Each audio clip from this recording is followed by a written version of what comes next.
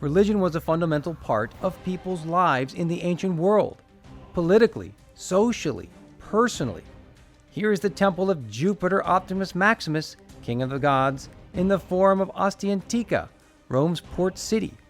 This was a key state deity, a colossal figure that protected the state, along with so many gods and goddesses that were local and later frequently imported.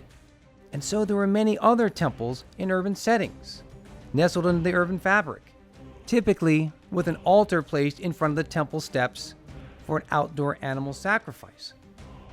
Here is the temple of Roma and Augustus, which also figures heavily in Roman religion for the subjects of empire.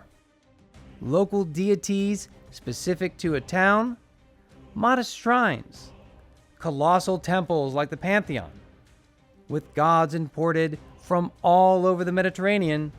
Such was the diversity of Roman religion.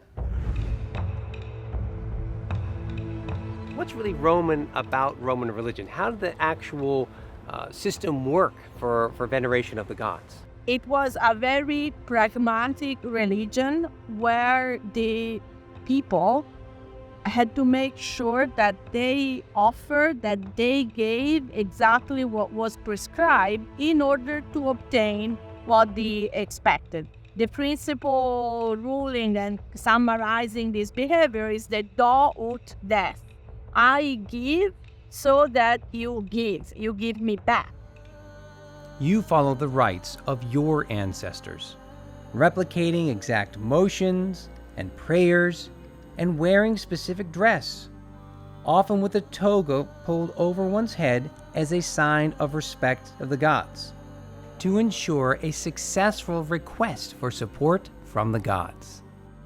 The state would offer specific animal sacrifice. You would also burn incense, offer barley cakes, and pour libations out of respect as offerings to specific deities, depending on the occasion, celebration of an annual festival, a temple inauguration, to end a plague, celebrate the victory in war, and so on. The Roman religion experience was, in a certain sense, very free, because in a polytheistic religion where, to start with, there are many gods, there is always space for more. It's very different from the concept of monotheism. Nevertheless, there were certain rules you had to comply with. You definitely had to show up and participate in the rituals for the official Roman gods, the gods that were associated with the well-being of the state. Already in the Republican period, there was an explosion of new cults and temples. Largo Argentina is a magnificent archaeological site with 4 Republican temples dating between the 3rd and the 1st centuries BCE. Now, each temple was originally vowed by a general, successful in war, and was allowed to then take some of the spoils of war to construct an individual temple. And they are dedicated to local deities: Fortuna, Juturna, Feronia, and the Lares. We can turn to the Forum to look at some of the state-administered cults, such as the Temple of the Castors, who appeared in the Forum to announce a victory in the 5th century BCE, and the Temple of Saturn, whose temple served as the city treasury and the office of the fiscal officers, the quaestors. Temples were busy places, indeed also living museums with precious offerings on display. Roman religion also allowed for innovation, as in the case of the worship of the Roman emperor. The Pantheon is the world's best preserved Roman temple, and the version that we see here is by Hadrian, and it's constructed by 125 CE. But what's going on with the temple dedicated to all the gods? That's unusual. That's impossible, because you normally have one temple, one god. So to have this concept of all the deities inside one temple is an anomaly. What's going on here? What you have is a promotion of the deification of the emperor. So at the time of the original Pantheon by Agrippa, we know that there was inside Julius Caesar, newly deified, Venus, Mars, and other gods. Where was Augustus, the emperor at the time? Well, he was still alive, and his statue was placed in the porch, but eventually he too would be deified. So what you have here is a unique structure, the Pantheon, that's promoting the deification of the emperor, and there are going to be many emperors that are deified in Roman history. Temple sanctuaries were delineated by monumental entrances and colonnades to distinguish sacred spaces from the profane. At the same time, those areas accommodated libraries and halls next to the temples. Temples which were constructed to fill a need. A temple to Apollo to ward off a plague. A temple of Portunus to protect the river harbor. A temple of Hercules in the cattle market, where he once passed by, to keep the merchants from harm. This was a city filled with deities that watched over its citizens in multiple aspects of life. And there was always room for more gods. Let's consider your average neighborhood. Let's think about Trastevere, Trans Tiberum, the other side of the Tiber River. And what you had is an international community. People came with their traditions, their beliefs, and their local deities. And in Trastevere, you had Jewish synagogues, you had Syrian shrines, mixed in with artisans, craftsmen, merchants, millers. It was a great way to maintain your traditional values and gods along with the people of Rome that were already there.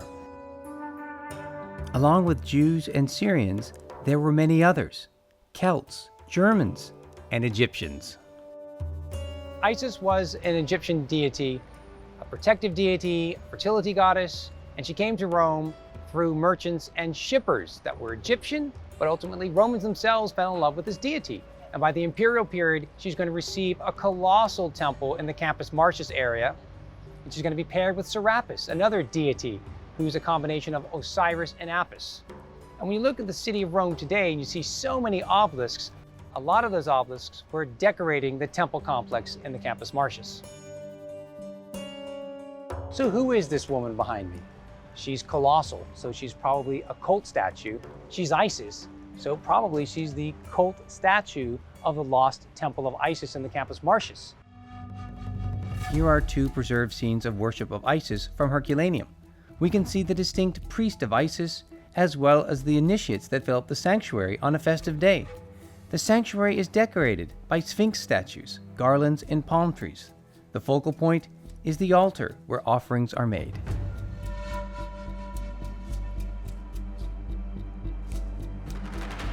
There are many different gods that are going to be arriving on the shores of Italy. The Romans are going to be adapting and adopting several deities from places that they conquer, but also just from people that are merchants, people that are trading. And Ostia was a port city, so you had a lot of people coming from all over the Mediterranean. And one deity that becomes quite popular in Rome and in Ostia is Mithras. And here he is in one of his temples. And he is a particular god, and his temples are quite strange and abnormal. So let's unpack this. Mithras was a Persian deity, but the cult that we recognize today that was very popular in the 2nd and 3rd century CE was something that apparently was created with its own mythology in the time of the Romans, probably in Rome itself.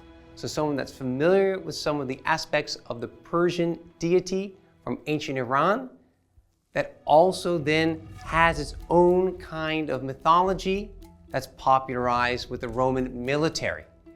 And so you have the temples, indoor spaces, unusual, because usually temples have outdoor spaces for sacrifices. Instead, the Mithraists would meet in underground spaces like this, or actually in the basement of a bath complex. Sometimes in back rooms of warehouses, sometimes in hidden rooms in private houses. So the Mithras cult is very particular. You had to be initiated. It's something extra beyond the state gods, but something that was very appealing to a lot of people. It was something that had community. It was something in which you could gather to worship this god who is oftentimes shown depicted killing a bull. And it's going to have all kinds of astrological and cosmological symbolism in the mythology of this particular deity. He still is quite a mystery. The people of the ancient world had many deities to venerate on various occasions, both publicly and privately. There were communal settings for the public and smaller gatherings for cults that required initiation. Rome and Ostia exemplified the multicultural urban settings tied to other civilizations and their deities along the Mediterranean.